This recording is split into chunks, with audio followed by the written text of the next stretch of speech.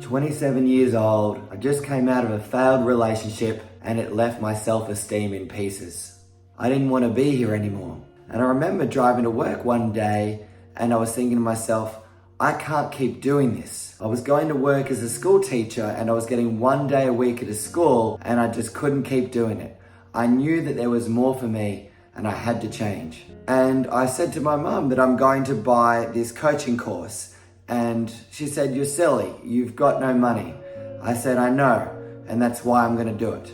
And so I spent every cent that I had on this first coaching course, bought this $1,000 van. And in this van, I drove to this coaching course and I slept in it every single night in Sydney. And I had to stay there because it was an hour and a half drive from where I grew up, which was in a small town called Toukley on the Central Coast. When I was there at the course, I looked around and I knew for sure that I was the brokest person in this room. But I might have been the brokest, but I was actually the hungriest. After I went through all this, I remember sleeping in my van one night, looking up at the ceiling and saying to myself, this might be where I start, but it won't be where I finish. I couldn't afford to go out and eat at restaurants or go out and eat dinner properly or stay in any paid accommodation. So, I would sleep in this van every night, and I remember every morning I would go and buy some kale, some cucumber, tomatoes, and some avocado, and I would make this salad. And this is what I ate for every lunch and dinner. Now, I remember this one day of this coaching course, and there was a group of us that were outside the room, and they all said, "Oh, we're going to lunch, Luke. Would you like to come?" And I said, "Well, oh no, I can't.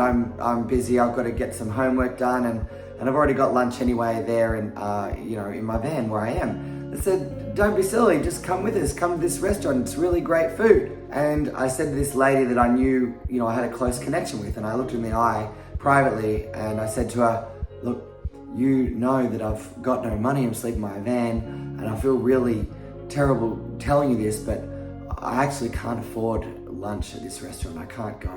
And she said to me, "Luke, don't worry about it. I'm gonna pay for you." I said, "No, I can't. I can't take your money. Don't buy me lunch. I can't take that from you." And she said to me, "Don't rob this from me, of me giving you this gift, right? I wanna take care of you. I wanna help you. And I think that you should come." So I said, fine. So I went with them and I ate lunch.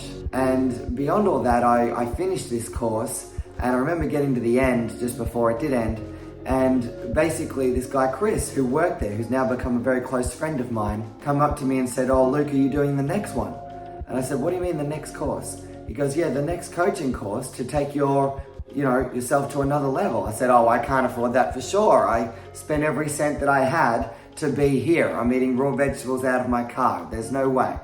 And he said, "Luke, if you want this enough, you will find a way." And that really struck me, and it really stayed strong inside of me, that. And I remember going home after this first coaching course and seeing my mum, and I was thinking, should I go or should I not go? And I was so scared. And I was like, I have to give this a shot. I have to try. I knew that there was more inside of me that I needed to heal. I knew there was more that I needed to let go of. And I was the reason why I was where I was in my life. And so I went and asked her. I said, "Mum, do you mind giving me this $4,000 for this next coaching course?" And she said, "Luke, don't be silly. That's a disgusting amount of money. We don't have that, and you don't have that." And then she grabbed her cigarettes and went outside. And then I remember being devastated, and I went into my room and I put my head on the pillow and I just cried. I just bawled my eyes out and, was so devastated by the whole thing. And I thought to myself while I was crying, and it was, am I really not meant to get what I want in my life? Am I really not meant to get that? In the middle of all this, I had this voice speak to me that said, "No, Luke. If you want this enough, you will find a way."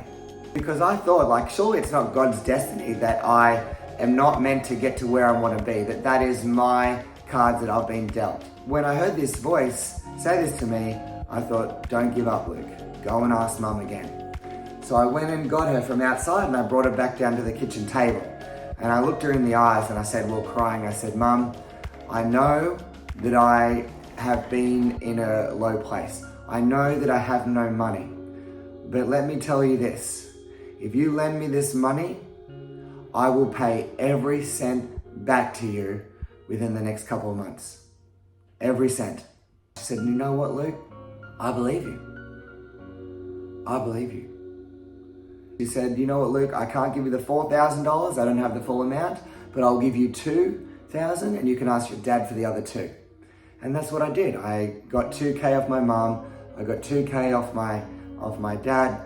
And I went to this course. I wrote down every word this guy spoke out of his mouth, every single word, and I decided my life was going to change there and then. Then came out of this course, and basically I started helping people to quit smoking, started helping people to get rid of addictions, phobias. I walked the streets handing out flyers and called random people off a Google list, random real estate agents, telling them I could help them make more money, and I had none. And I was calling 50 people, random people a day. I was at least going to 50 shops a day, handing out flyers all day, and I'll get no after no after no.